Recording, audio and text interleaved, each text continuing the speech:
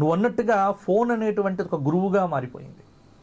Phone అనేటువంటిది వచ్చిన తర్వాత మనిషి పతనం ఇంకా అంచునే ఉంది. ఇప్పుడు నిజంగా బ్రెయిన్ ని మొత్తం అది మ్యానిపులేట్ చేస్తుంది. మనకి ఏం కావాలి, మన ఆలోచనల విధానం మొత్తం కూడా. ఎందుకు నేనే ఇంత అంటున్నాను కదా, నేను ఏదో ఎప్పుడైనా కార్లో కూర్చున్నప్పుడు ఇలా కూర్చొని ఇన్స్టాగ్రామ్ ఓపెన్ చేసి ఒక రీల్ చూద్దాం అనుకుంటా, అలా అది చూస్తున్నంతలో 40 నిమిషాలు గడిచిపోతుంది. ఒకసారి అప్పుడు రియలైజ్ అయిపోయి అదే 40 నిమిషాలు నేను ఏం చేశా అంటే ఏమీ లేదు, చెత్త చూసా, చెత్త ఆలోచనలు నింపుకున్నా.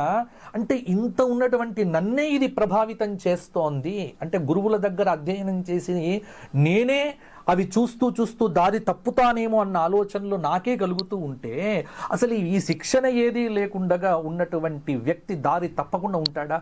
100% తప్పుతాడు. అందుకే ఇప్పుడు ఇటువంటి వారి ఒక మార్గదర్శనం చెయ్యాలి.